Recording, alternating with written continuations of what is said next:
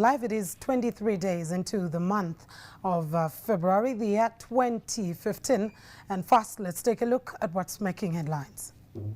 So as the police, we've actually taken very keen interest in the affairs of Bunyoro Kitara Kingdom. The Omukama of Bunyoro, Solomon Iguru Gafabusa, survives death after assassin attempts to kill him using rat poison collapsed.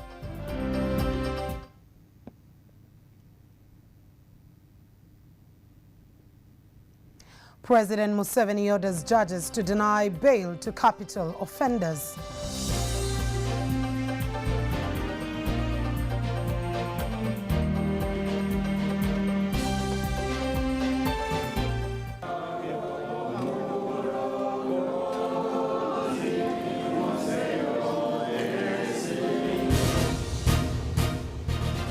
Fallen media legend finally laid to rest at his ancestral home in Mukono.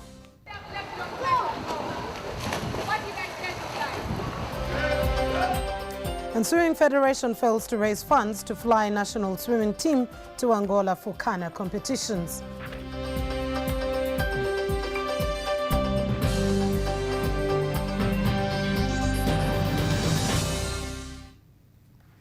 Welcome back once again, and thank you so much for staying with us. It's WBS Prime News Live. My name is Mildred Tohaise. The Omukama of Bunyoro Kingdom, Solomon Iguru Gafabusa, has survived death by a whisker after an attempted move to poison him using rat poison by an unidentified person collapsed. According to interim police reports, the assassin awaited for the Omukama's chef, Christopher Biarugaba, to move out of the kitchen. Then he sneaked into the kitchen with 2 sachets of rat poison, which he stashed in the Omukama's tea flask and food, but he had to first switch off the lights. In this report, police is still investigating whether there was no connivance between the chef and the assassin, who is still on the run. All appears not well at the palace of the Bunyoro King Omukama Solomon Gabafuza Iguru as reports emerge of a futile attempt to poison his food.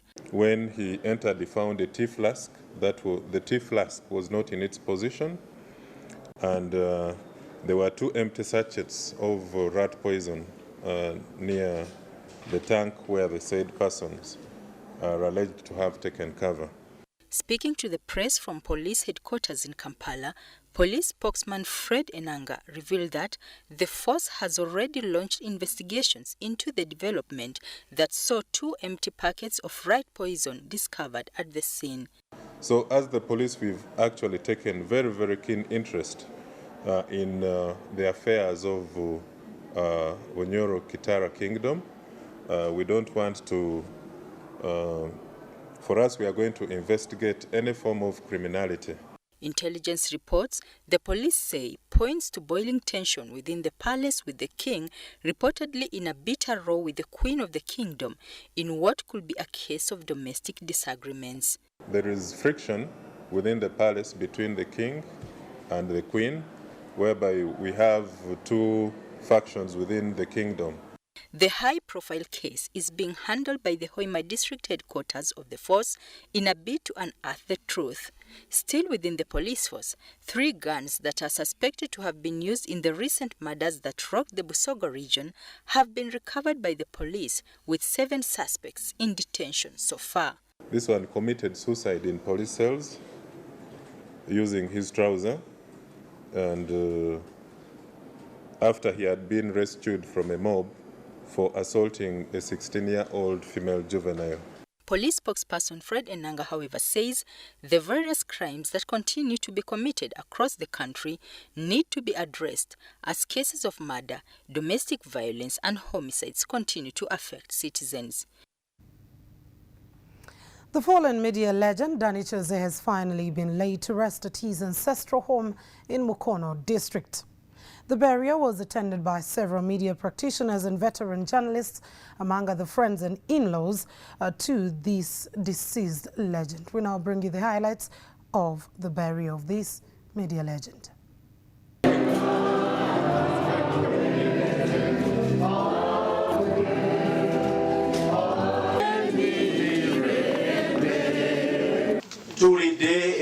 bingi era tukakasa nti buli kintu kyonna ekibadde kiyinza okukolebwa kikoleddwa munnaffe n'awummula.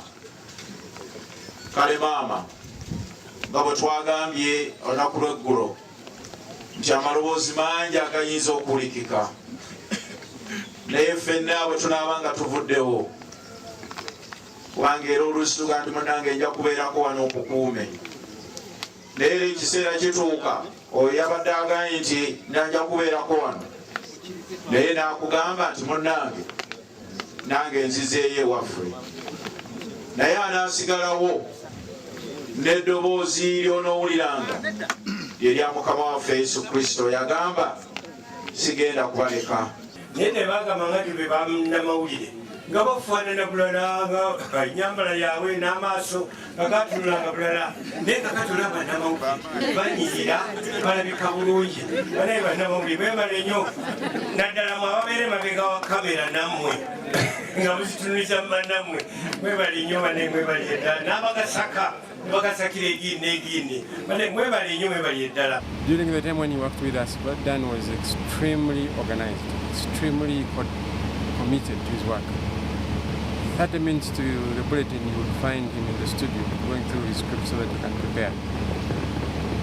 He was a mentor. He mentored so many of our staff. He was a very good advisor.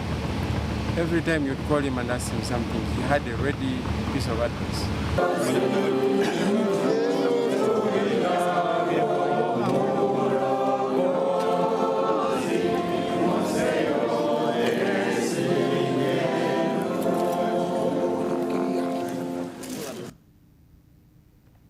May his soul rest in eternal peace.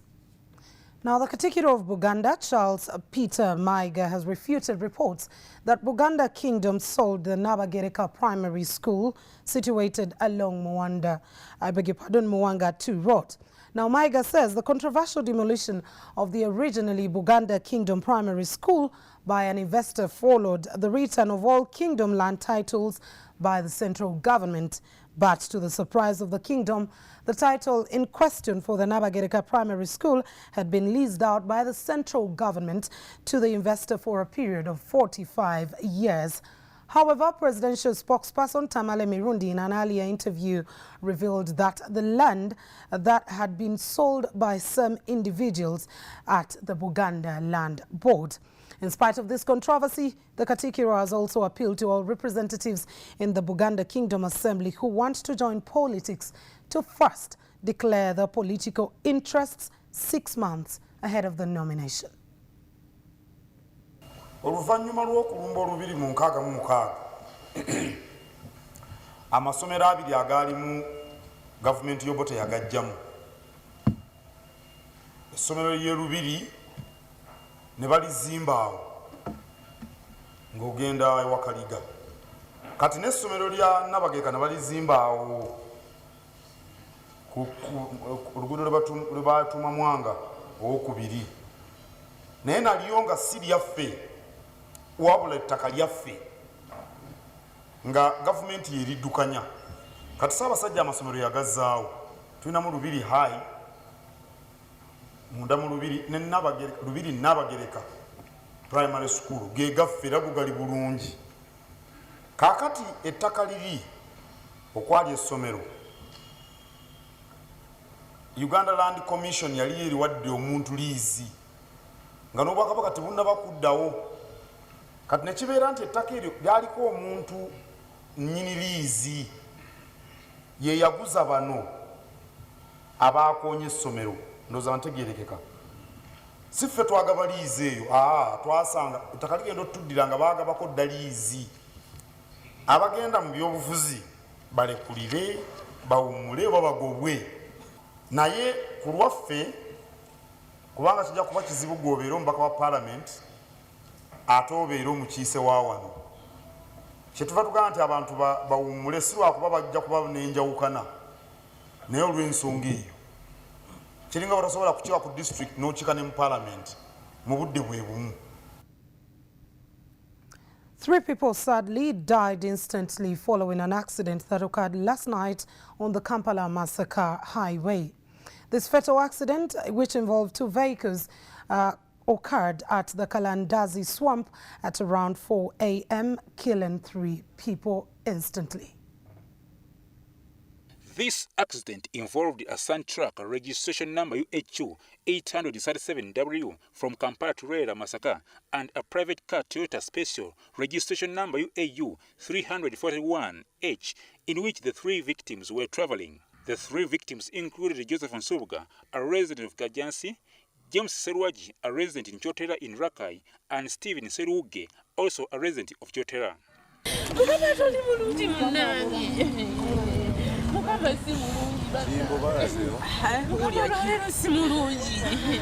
The 3 victims were cut from the wreckage and the bodies were taken to Gombe Hospital.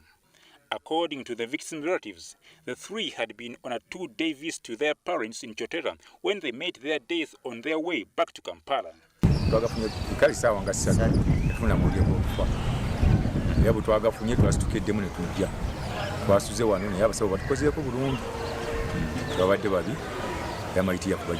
In other situations, people do not mind about others.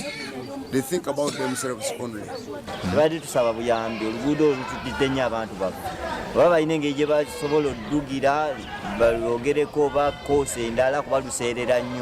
The Kalandazi swamp is one of the black spots along the Masaka highway, which is said to have the highest number of accidents. This accident brings to 9 people that have so far died in this place alone since the beginning of this month, following last Tuesday's fatal accident in which a trailer collided with a Mike car, killing its driver on spot. The Wama traffic officer, Bera Katulebe, attributed this accident to reckless driving and overspeeding. Aloysius Sengero, WBS TV, Mpigi. President Yoweri Museveni has ordered all judicial officers in the country to be hard on suspected murderers and other capital offenders, saying the actions by the judiciary to relax on issues of life is a disaster. The president, while officiating at the 17th Annual Judges Conference, attributed the recent extrajudicial killings in Busoga region to laxity by the judiciary, whom he accused of handling suspected murderers with leniency and releasing them anyhow on bail. Suspected victims of all capital offences made face it rough after President Yoweri Museveni ordering all judicial officers in the country to be hard on suspected murderers and other capital offences. President Museveni, while officiating at the opening of the 17th Annual Judges Conference in Entebbe, running under the theme, "The Role of the Judiciary in Transforming Uganda's Society," says it's an ideological problem that the third arm of state is currently facing to relax on matters of life. The president, who quoted the recent killings in Namayingo and Bujiri, says the problem originates from judiciary to hurriedly release victims. All those serious crimes, defiling children, you will not stay in remand for more than 180 days. If the government will not, if the prosecution will not prove their case. The president, who proposed to judges to keep suspects in cells for 180 days, adds that the judiciary should not tolerate those people who kill others. Busoga region has been rocked by armed violence in which Muslim clerics have been shot dead by gangs who have since been linked to ADF rebels. Should not die because of actions of other people.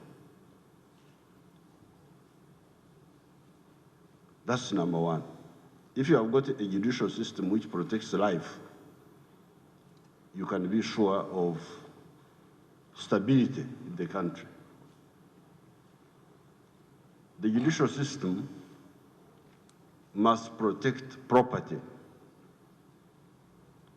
The president, who boasted of how his government has successfully dealt with the serious security threats like terrorism and cattle rustling, before lamenting that it's a small problem of simple crime, killings, that has defeated the judiciary. In the build-up of this point, the president took a sweep at the judiciary for having not sentenced to death former Arua Municipality MP Hussein Abubakar Godi, since court proved that indeed he killed his wife Rehema Caesar. Pretend that they are on the side of freedom. Freedom at the expense of everything else. And in so doing, you undermine freedom itself. Turning to the commercial justice, the president faulted the Civil Aviation Authority for having not consulted relevant stakeholders, including himself, before grounding Air Uganda and Uganda Air Cargo. The president lamented of how the grounding of the dual airline has made them bankrupt. He ordered that the effect of this grounding has led to Kenya Airways to hike its air ticket fees at the expense of Ugandans. The president in his lengthy speech did not hint on any developments regarding the appointment of a substantive Chief Justice and Deputy, despite being asked by Commercial Court Helen Obura to take action as soon as possible. The country has not had a substantive Chief Justice and Deputy for the second year running, following the retirement of Benjamin Odoki in March 2013. Prior to the president's remarks, Acting Chief Justice Stephen Kapuma revealed that the judiciary is in the process of rebranding by developing better strategies for purposes of delivering of better and quality justice to Ugandans. Justice Kapuma also took the opportunity of the forum to ask President Museveni to consider increasing judiciary budget from 0.6% of the total national budget to 2 or 2.5%, so as to administer quality justice. Properly functional court system can have a positive impact on the climate of doing business in a transforming Uganda. When government adequately invests in the adjudication of cases, the country can reap benefits. The challenge, transforming the judiciary, transforming the economy. The judiciary is not an enemy service, it's there to duplicate, provided everybody has the writing is a long hand. Writing proceedings is a long hand, which consumes a little time and energy. The Judges' Conference is one of the key calendar activities of the judiciary that sees all the judges of the High Court and Superior Courts converge to talk about the previous year and also plan for the new year. The annual conference is usually held at the beginning of every law year. And you are still watching WBS Prime News Live. Let's take a very short break, return in a while with more stories. And as we do, we'll have a reminder of our top stories. The Omukama of Bunyoro, Solomon Iguru Gafabusa, survives death. New LRA report by Invisible Children reveals increase in LRA strength in Central African Republic. And Buganda Kingdom denies selling Nabagereka Primary School land to investor.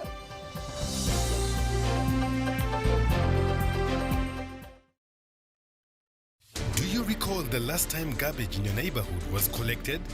Have you ever experienced garbage spillage trails along your road? Now that will be history. Spear Motors brings you a hygienically safe and labor-efficient garbage compactor truck. Unlike ordinary garbage trucks, this garbage compactor truck completely covers the waste and carries 20 tons of garbage. There is 0% spillage and much fewer trips to the dumping site. The garbage compactor truck is a self-loader. Only 2 men are required for the whole operation. Local authorities and private garbage collectors, the garbage compactor truck is now available at Spear Motors, Nakawa.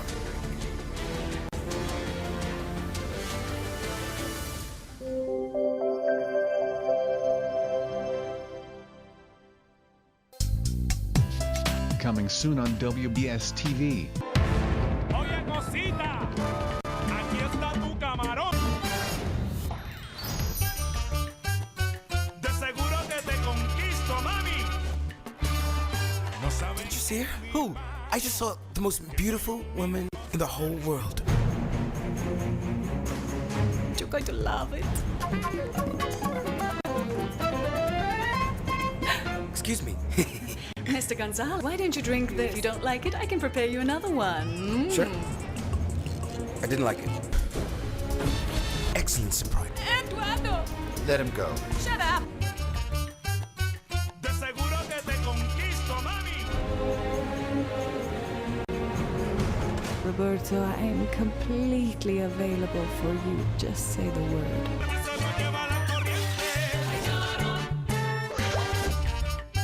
Oye, cosita, aquí está tu camarón. Coming soon on WBS TV.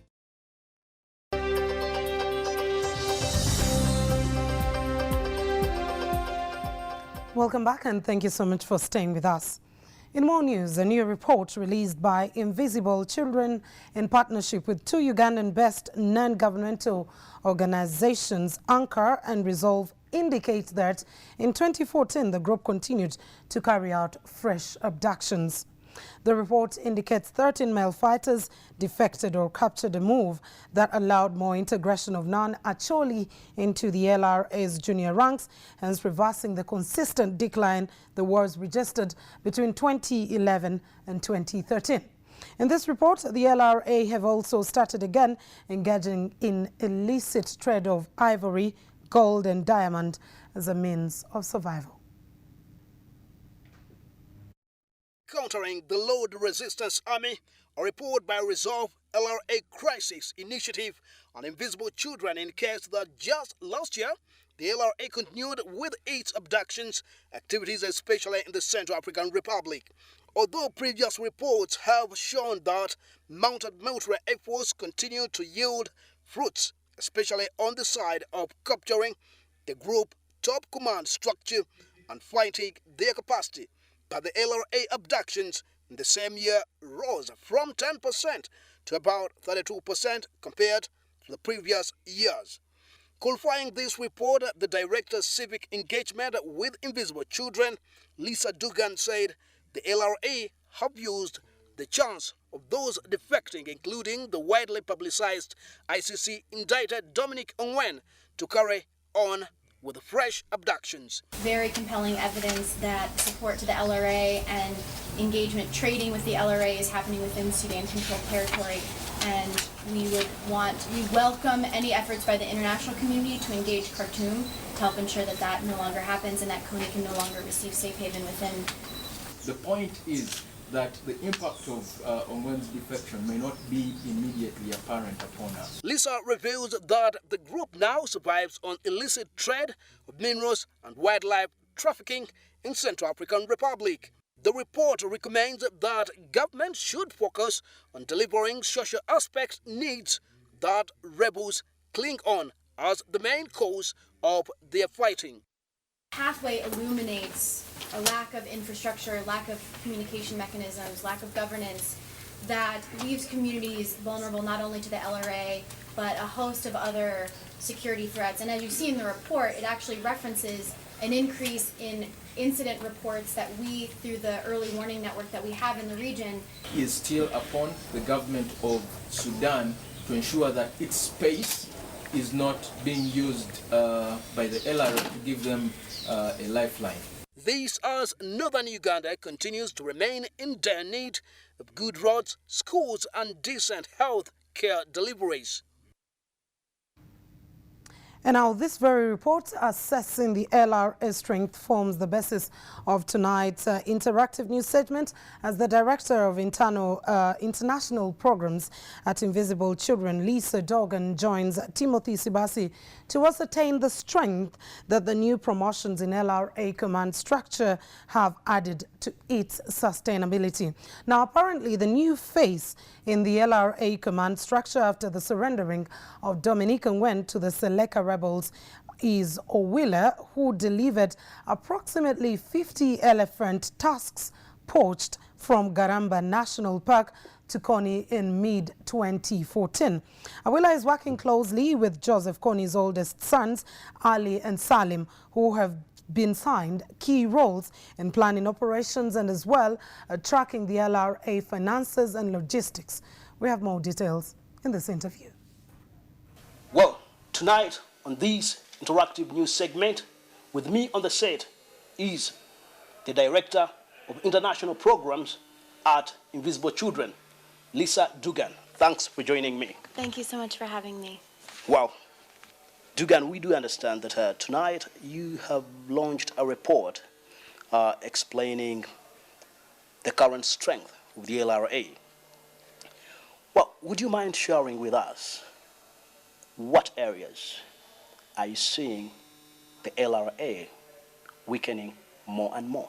One is that on the encouraging side, we saw 13 Ugandan LRA combatants either defect or captured alive in 2014.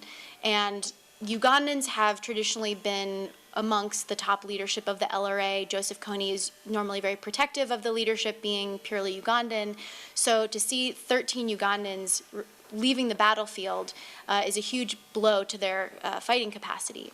However, that change has also seemed to open up the door to Kony now promoting some actually non-Ugandan abductees to be within the junior ranks of the LRA, which is a newer development that we've seen before. On a more discouraging side with the trends we saw in 2014, there was actually an increase in LRA attacks and abductions that was a reverse from the trend that we were seeing for the previous 3 years. So between 2011 and 2013, we saw a decline every year in LRA attacks and abductions in DRC, in Central African Republic, and South Sudan.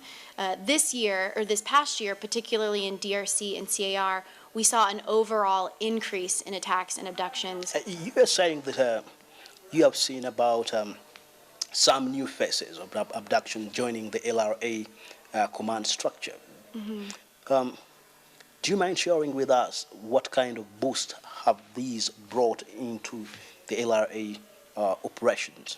There's one particular LRA commander who was promoted named Awila, who successfully followed through on an assignment he was given to retrieve elephant tusks out of Garamba National Park in Congo. And he trafficked about 50 tusks up to Kony's group in a Sudan-controlled area. And so he successfully completed a mission he was given, was promoted. So we're seeing that people, certain people that Kony is putting in leadership now, it's in response to them effectively carrying out orders that he's given. Are you trying to say that the LRA, now their source of livelihood, how they can't survive, is about dealing in illegal trade of ivory, gold? And where do they take it? Where do they sell these minerals? I think it's fair to say that ivory, gold, and diamond trafficking in recent years has become a newer aspect of how the LRA survives, and it's an important element of their survival. It's by no means the only way that they survive. They continue to loot and attack communities. The violence that we see in DRC and CAR with the LRA is very much, the result of the LRA trying to survive by preying on communities. However, their newer engagement in ivory trafficking, as well as some opportunistic gold and mining trafficking in CAR, is becoming another means of survival for them. In terms of who they're working with, it's a combination of people. Some gold and diamonds, we have information that leads us to believe that some of that trading has happened with former Seleka rebels, the rebel coalition in CAR. And then in terms of the ivory, gold, and diamonds that are trafficked up to where we believe Kony's group to be located, there's a combination of actors there, military forces, traders, maybe some ex-Seleka forces as well in this region, who will trade ivory, gold, and diamonds for supplies that the LRA want.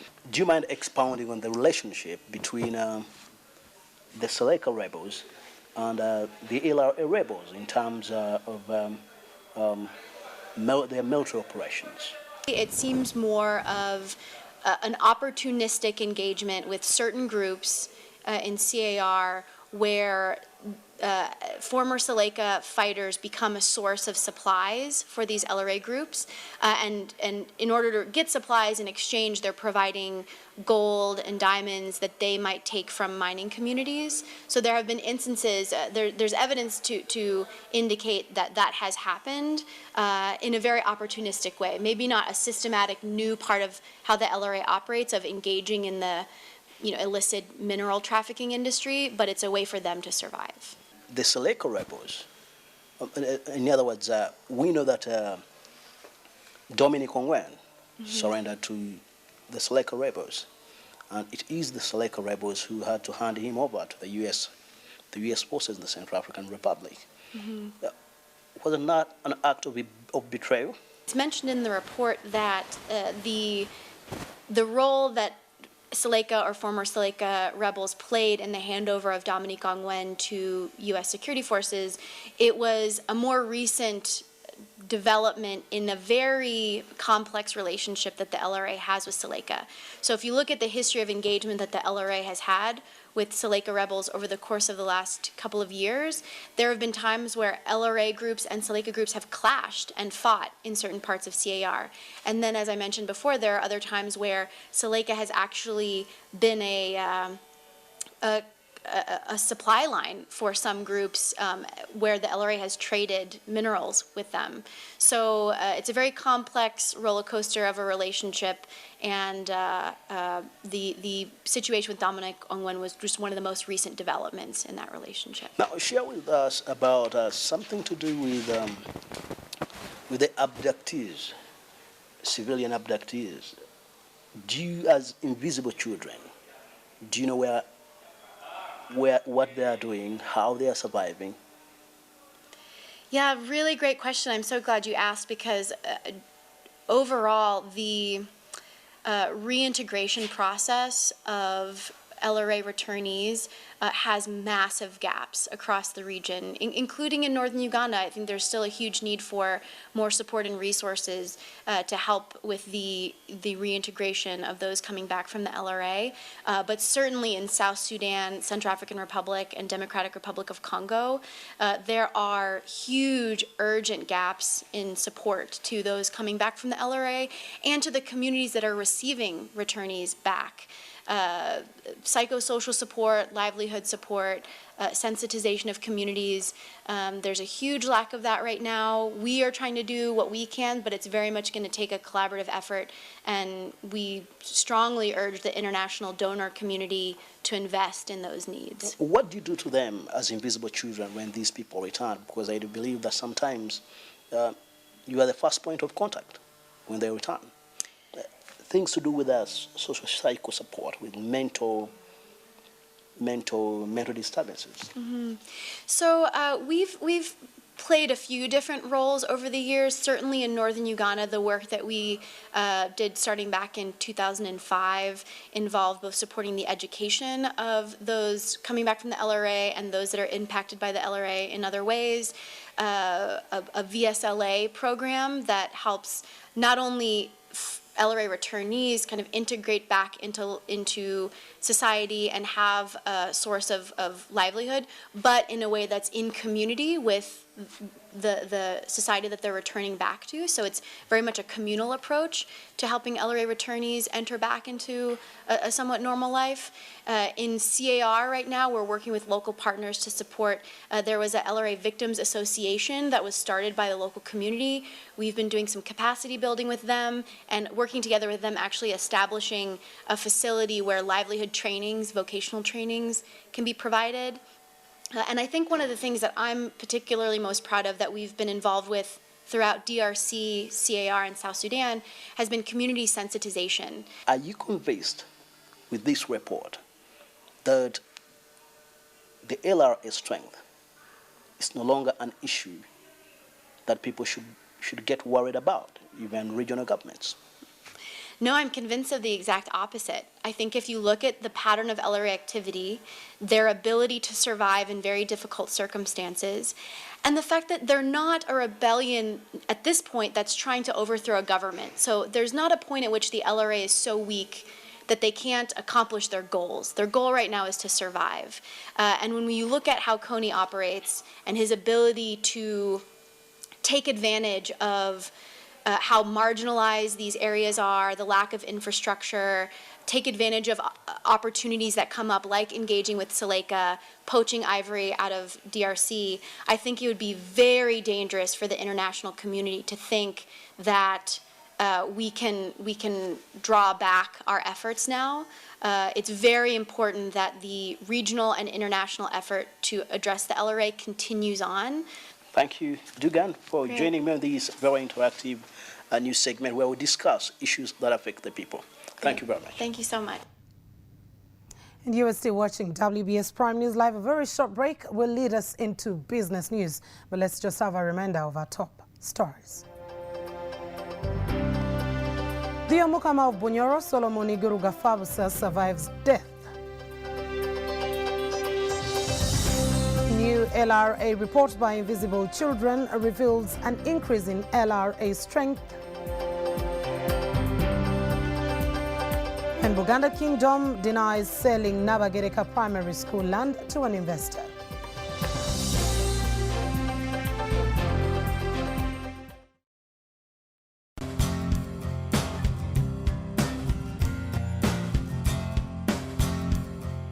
I cherish children because they're important in our country.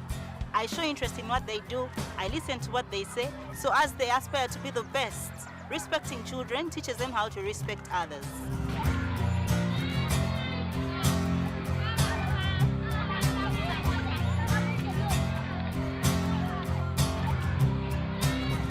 You see, a good school equals to a better life. Because a violence-free childhood is everyone's right.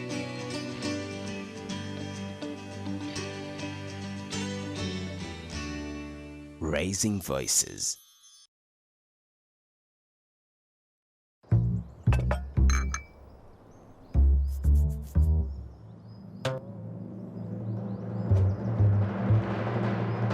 Well, let's tunda.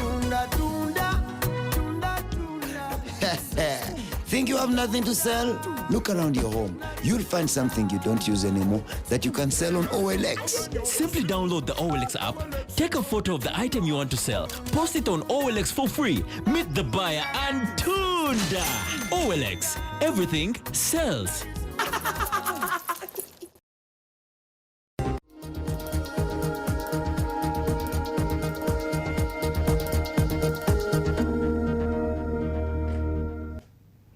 Welcome back, and it's time for us to be talking some business right now. Majority of the soft drinks on the Ugandan market fall below the required standards and are unfit for human consumption.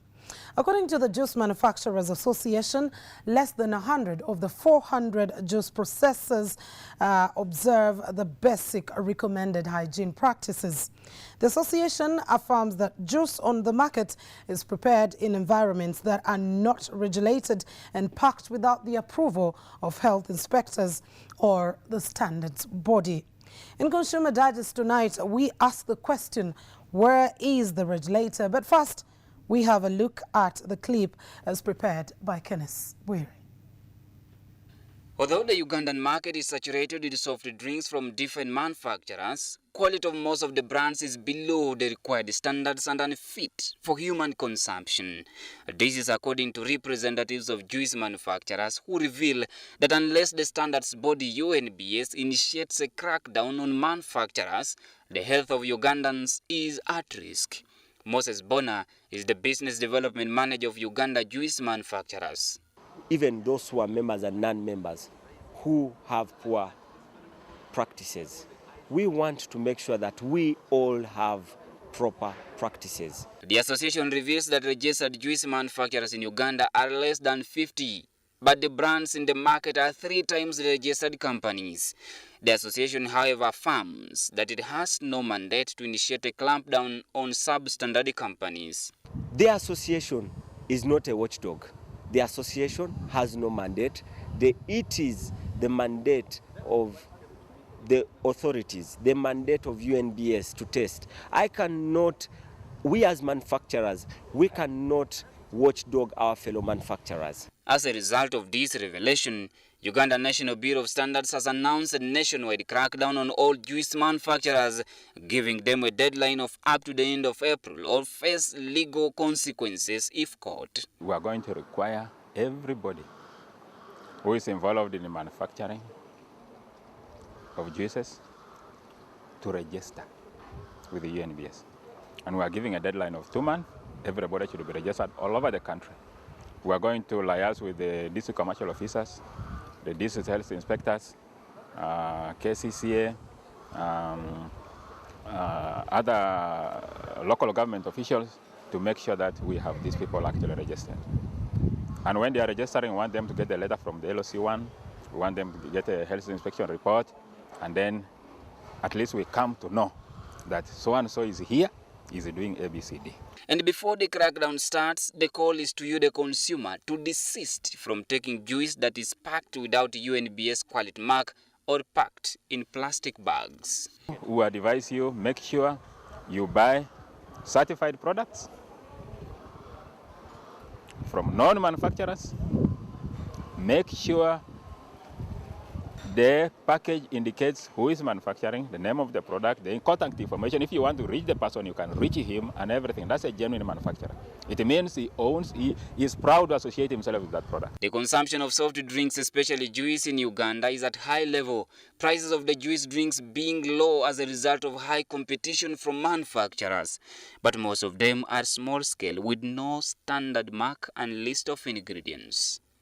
Kenneth Bwire, WBS News. Well, it could have been a culprit of taking substandard juice that is rampant on the market everywhere in the shelves of the shops or the supermarkets. But with me in studio is the head of Food and Agriculture Standards Department at Uganda National Bureau of Standards to answer the hard questions from right you there, Mufumbiro Hakim Baligaya. Good evening and welcome to Prime News Live. Good evening. Well, we have substandard juices, poor quality, but very many of them on the market. How do they get there? Well, the issue of substandard products on the market is a serious problem. It is a challenge to the regulators. But as UNBS, our mandate starts from development of the standards, which we currently have. We have developed all the standards that relate to juice and soft drinks and related products. That is our first point of entry. Once we do that, then the next phase is implementation and enforcement of the standards. Okay. And now this is where we're going into. And this is a subject that we want to undertake in collaboration with all the other enforcement agencies that we work in collaboration with, local government associations and district health inspectors. Because the truth of the matter is we may not have all the capacity to Hakim, undertake is this the first time you are looking at this as the problem? Is this the first time you were developing the entire strategy of seeing that such a crackdown in the market? It is not necessarily the first time. We undertook this some years back with the water sector. The people are manufacturing natural mineral water, bottled mineral water, because you know as well that is also a fast-growing industry, and we have so many of them in the marketplace. So this is a follow-up of that initiative that we did, and it was very successful. So the strategy that we're undertaking now is we want to understand and to get to all the people who are manufacturing all these juices and soft drinks, such that we are able to engage them fully. A viewer out there would want to know, how serious is this problem on the market? Well, without necessarily indicating numbers to say if it is 50% or whatever, I would say that given the constraints we have had with enforcement, the problem is real. So, and provided that we are now going into full-blown to implement to ensure that compliance with standards, it justifies that there's a real problem in the marketplace.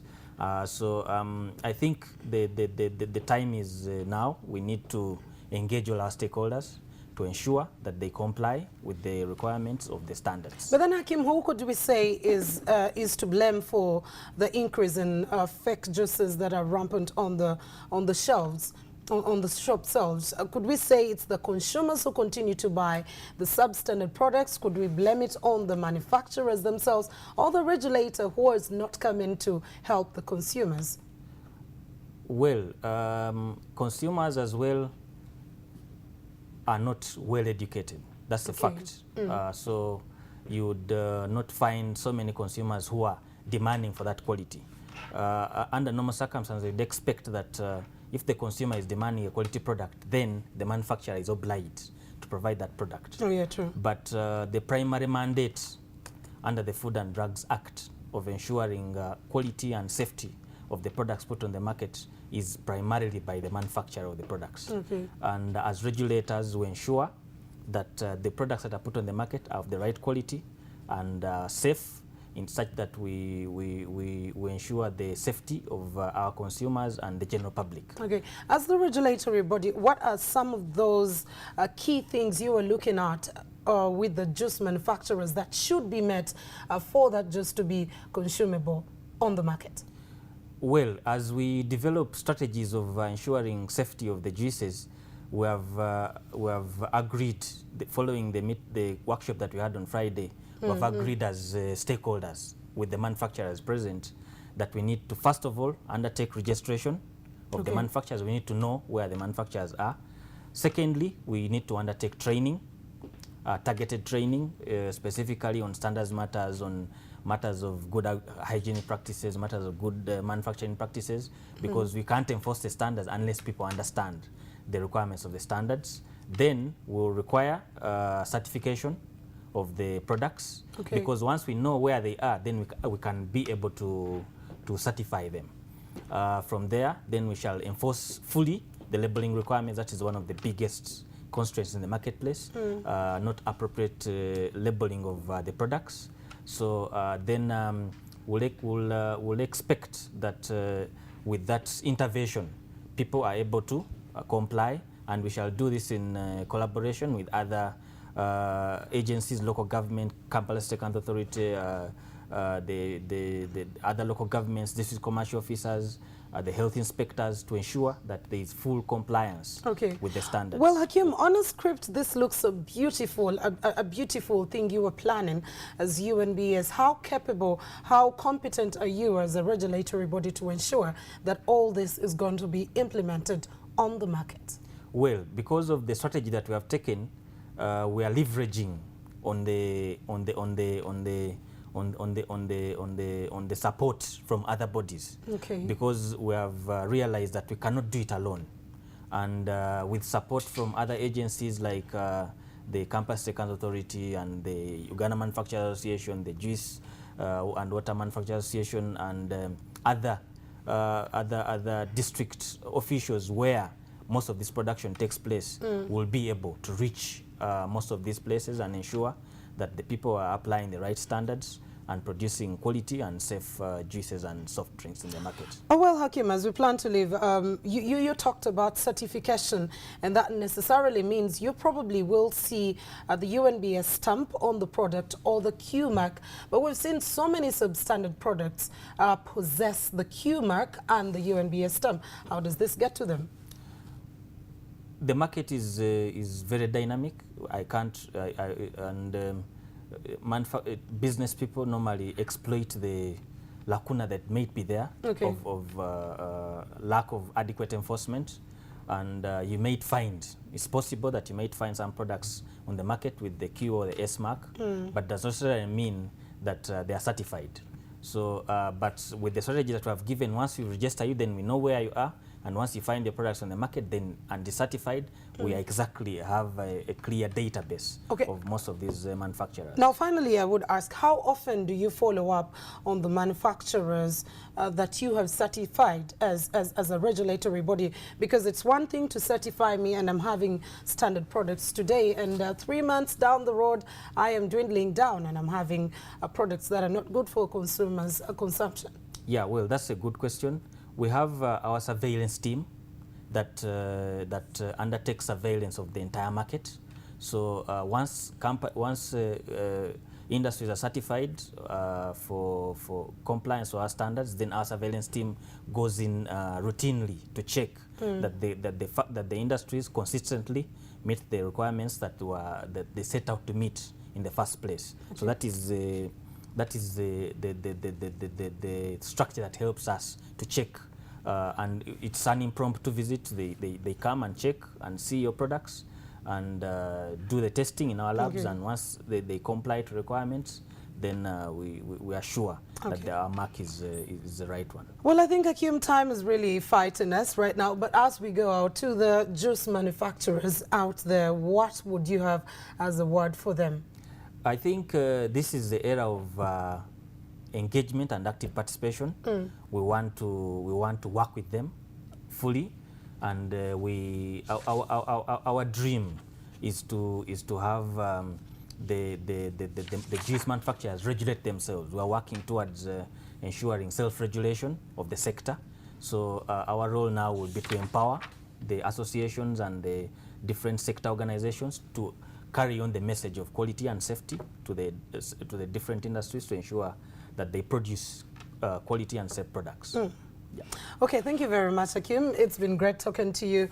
And of course, we've been talking to Mufumbido Hakim Baligaya, who is the head of Food and Agriculture Standards Department in the Ugandan National Bureau of Standards. And we've specifically been talking about the very many juice brands that we have on the shelves in the shops and in the supermarkets, and yet most of them are not proper for consumer consumption right there. Thank you very much for staying with us. We take a very short break. Prime News Live returns in a while with sports.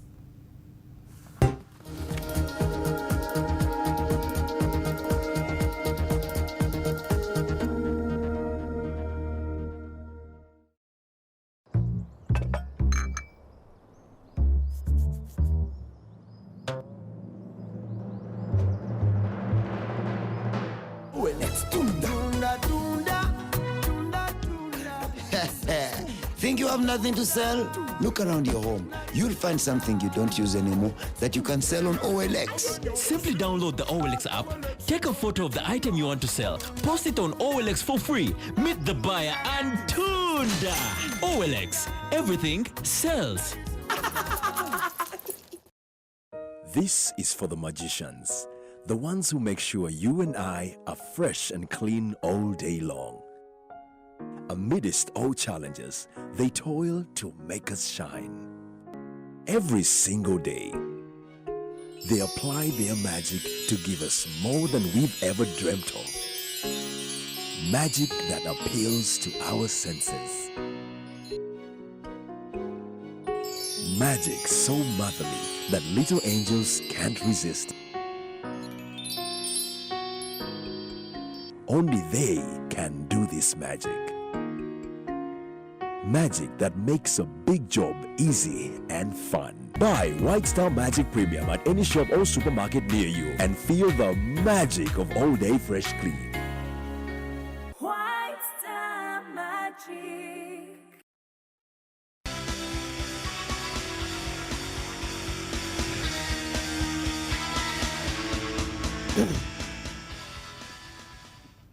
Welcome back. A great pleasure to know that you're still with us on WBS Prime News Live. In sports, the Uganda Swimming Federation has continued to face serious financial challenges to fly the team to Angola ahead of the Kana swimming competition. Uganda Swimming Federation President Dora Rukari, who attended the two-day swimming trials at GEM International School, commended the time registered by the local swimmers. He also noted that whatever number of swimmers they will be taken, he is confident they will produce results.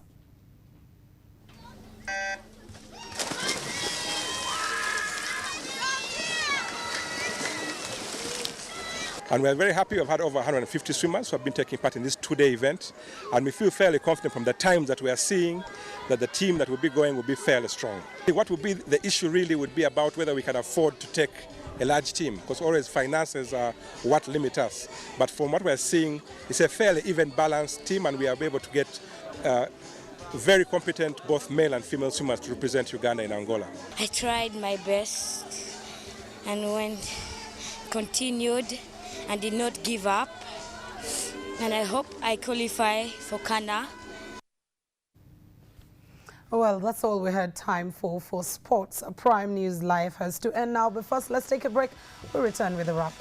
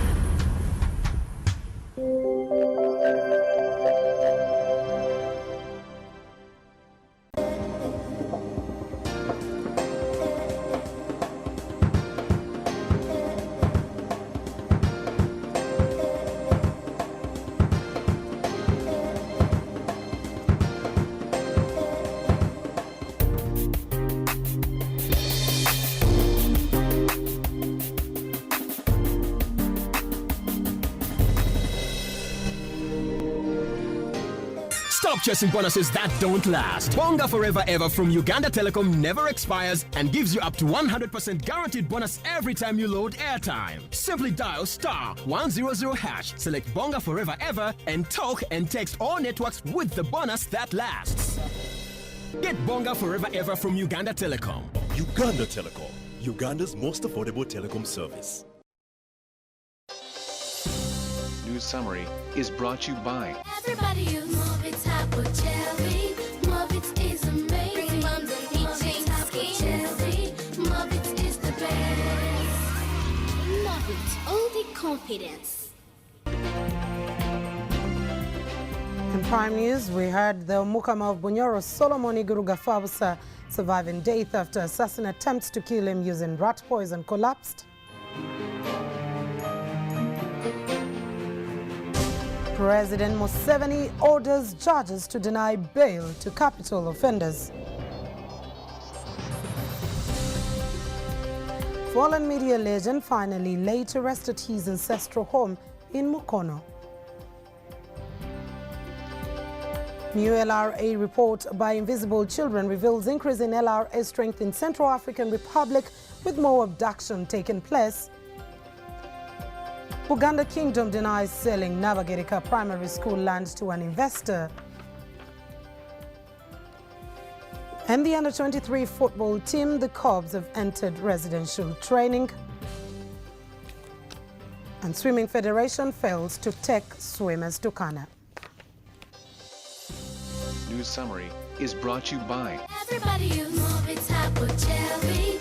Mobits is amazing. Mums and teaching apple cherry. Mobits is the best.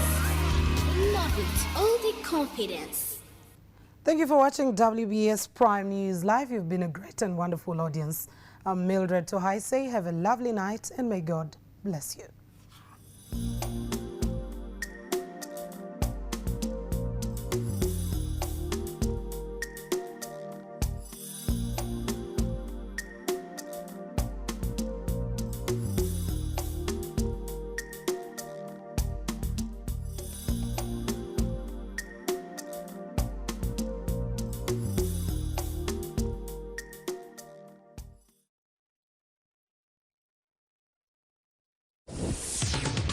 Up next on WBS TV.